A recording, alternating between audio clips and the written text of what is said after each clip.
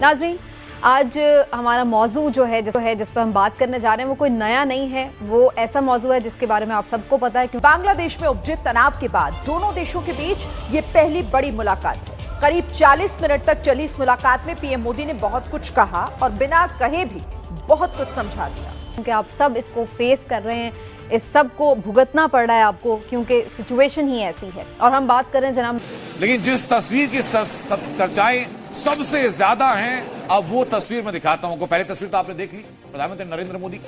अब ये तस्वीर जरा देखिए।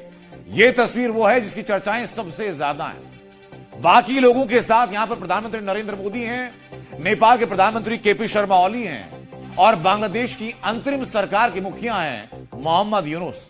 आप तस्वीरों में देखिए, प्रधानमंत्री नरेंद्र मोदी और मोहम्मद यूनुस अगल बगल बैठे हैं। और स्पेसिफिकली हम जरा इस पे फोकस करेंगे कि मोदी की मुलाकात हुई है। तख्ता पलट के बाद पहली मुलाकात मोहम्मद यूनुस के साथ। तख्ता पलट के बाद दोनों नेता आमने सामने थाईलैंड में मिले और उस मुलाकात की तस्वीर इस वक्त आपके सामने। प्रधानमंत्री थाईलैंड के दौरे पर हैं और यहाँ इन दोनों की मुलाकात हुई। बांग्लादेश में जो कुछ भी हुआ, बैंकॉक में पीएम मोदी और यूनुस की मुलाकात की तस्वीरें हम आपको दिखा रहे हैं। कैसे यहाँ बैठे साथ में नजर आ रहे हैं दोनों देश के नेता, ये आप देख रहे हैं। क्या होगा कि अभी उन्होंने एक इंटरिम गवर्नमेंट बनाई है, जो उनके प्राइम मिनिस्टर हैं वो भी एक कठपुतली से प्राइम मिनिस्टर हैं। सबको पता है पीछे पार्लियामेंट के अंदर उनकी भी आर्मी बैठ गई है। जी जी। तो हम जैसे थर्ड वर्ल्ड कंट्रीज का यही होता है कि जो ऊपर जो हमारे बिग थ्री है ना, वो हमें कंट्रोल करते हैं। जी लाली साहब,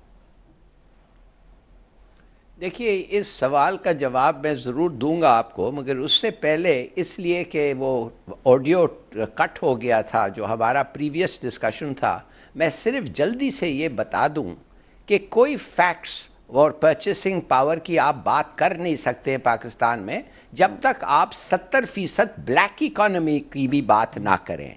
70% अनडॉक्यूमेंटेड इकोनॉमी जो है, उधर से गाड़ियां आती हैं, उधर से पार्टीज होते हैं, उधर से कोई टैक्स नहीं देता। तो आप याद रखें कि जब कहते हैं कि हमारे लोग क्या अफोर्ड कर सकते हैं, क्या नहीं कर सकते हैं, कि सिर्फ 30 या 40% इकोनॉमी डॉक्यूमेंटेड है, तो ये फैक्टर हमने मेरे वो तो अभी मुज़म्मिल असलम साहब भी कह रहे थे ना कि पर कैपिटा इनकम जो है वो उसको भी क्वेश्चनेबल है। एनीवेज, आप इस टॉपिक पे आ जाइए। जी लाली साहब, बांग्लादेश में जो तख्ता पलट हुआ, जो इनकी सरकार पर गंभीर आरोप लगे और उसके बाद ये मुलाकात की तस्वीरें कई मायने में बेहद खास हो जाती हैं। गर्मजोशी से एक दूसरे का अभिवादन करते हुए ये दोनों नेता नजर आ रहे हैं इस मंच पर। बैंकॉक में पीएम मोदी और यूनुस के मुलाकात की ये तस्वीरें इस वक्त हम आपको दिखा रहे हैं। आपके हालात अगर देखा जाए तो खैर आज नई नई चीजें हैं। आपने खुद फरमाया था कि अमेरिकन डायस्पोरा जाके मिल रहा है एक पार्टी का। आपकी एस्टेब्लिशमेंट से उनकी मुलाकातें भी हुई हैं, वो क्या होती हैं, क्या सिग्नलिंग जाती है। कई रेजिग्नेशन आ चुके हैं। लाहौर से आपके एक पार्टी की रेजिग्नेशन आ चुका है, वो छोड़ रहे हैं। लेकिन स्टेबिलिटी नहीं है, किसी चीज के अंदर स्टेबिलिटी नहीं, और इस तरह कंट्रीज चलते नहीं है। मैं छोटी सी अर्ज करना चाहूंगा चीमा,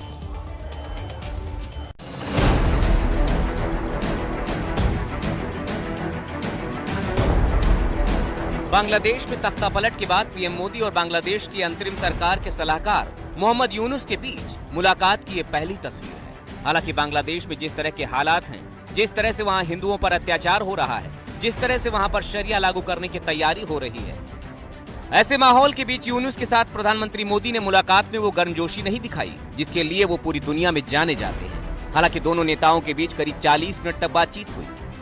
इस बैठक में भारत की ओर से विदेश मंत्री एस जयशंकर, एनएसए अजित डोभाल और दूसरे कई अधिकारी मौजूद थे। चीज कायम होना चाहिए क्योंकि हम फिलहाल थर्ड वर्ल्ड कंट्रीज हैं। ठीक है। बांग्लादेश हो गया, पाकिस्तान हो गया, इंडिया अगर हमसे थोड़ा सुपर है, लेकिन वो भी फिलहाल किसी फर्स्ट वर्ल्ड या सेकंड वर्ल्ड में अभी भी नहीं काउंट होता। इकोनॉमी इनकी बेहतर है, लेकिन public as a publicly ground level देखा जाए उनमें भी अभी फिलहाल बहुत ज्यादा मुश्किलात, बहुत ज्यादा मसाइल है। बिल्कुल मसाइल है। अब अगर बांग्लादेश में उसकी रेवोल्यूशन को हम as a role model, as a ideal अगर हम उसको देखें, तो अब ये सबसे पहले चीज हमें क्लियर होगी, वो थर्ड वर्ल्ड कंट्री है। तो रीजन में इंडिया, बांग्लादेश, चाइना, इस वक्त बांग्लादेश जब शेख हसीना की हुकूमत ख़त्म हुई अगस्त में, ऑलमोस्ट 6-7 महीने पहले, तो वहाँ पर खैर एक अनरस्ट था, सारी चीज़ें थी। डॉक्टर मोहम्मद यूनुस फ्रांस से आए और उन्होंने टेक ओवर किया, और जैसे एज एडवाइज़र, जिसे कहते हैं कि एडमिनिस्ट्रेटर के तौर पे उन्होंने संभाली बागडोर बांग्लादेश की।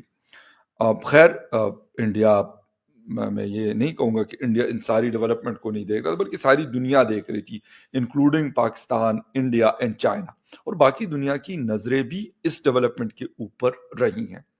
डॉक्टर यूनुस जैसे आए तो ऐसे लगा कि हालात काफी एकदम से बदले। खास तौर पे पाकिस्तान के लिए एक बड़ी स्पेस मतलब मिल गई ढाका में, जो बड़ी एक मतलब एक जिसे कहते हैं कि प्लेजेंट सरप्राइज में कहूंगा उस चीज को, आफ्टर 1971 वो स्पेस, और एकदम से जैसे ट्रेड एंड बिजनेस पे बात हुई, और बात क्या हुई कि शिपमेंट्स आना जाना शुरू हो गया, डायरेक्ट फ्लाइट्स का आना जाना शुरू हो गया। अब शायद 2 या 3 Pakistani airlines from Karachi to Dhaka and Chittagong operating the flights on a weekly basis. तो एक बड़ी डेवलपमेंट है। वो भी वक्त था कि जब दुबई जाते थे, दुबई से फिर ढाका या चिटागोंग जो है वहां की फ्लाइट पकड़ते थे, एमिरेट्स की, इतिहाद वगैरह ये सारे, तो लोग ट्रैवल करते थे, जो बड़ा एक लंबा प्रोसेस होता था, पैसे भी बहुत लगते थे, ये सारा कुछ अब कराची से मतलब काफी इजी एक एक्सेस है। अच्छा, एक तो ये हुआ। अच्छा, फिर चाइना के ऊपर भी कहा गया कि चाइना की नजरें है, हालांकि जिस वक्त शेख हसीना थी तो उस वक्त भी चाइना के साथ जिसे कहते हैं कि बांग्लादेश के ताल्लुकात काफी गहरे थे, लेकिन जब डॉक्टर यूनुस आए तो उन्होंने जैसे काफी बड़ा जिसे कहते हैं कि एक नया शिफ्ट लेके आ गए। वो इंडिया के लिए क्या इंपॉर्टेंस है और इंडिया के मतलब इस तनाजुर में क्या सिचुएशन वो फेस कर सकते हैं।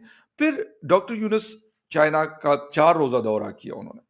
वहां पे उन्होंने नॉर्थ ईस्ट जो इंडिया है उसके हवाले से उन्होंने एक स्टेटमेंट दिया, जिसके ऊपर वहां के एक्सटर्नल फॉरेन अफेयर्स के मिनिस्टर डॉक्टर जयशंकर ने काफी आड़े हाथों लिया और बड़ा उस चीज को बुरा मनाया कि उन्होंने इस तरीके के रिमार्क्स क्यों दिए हुए हैं।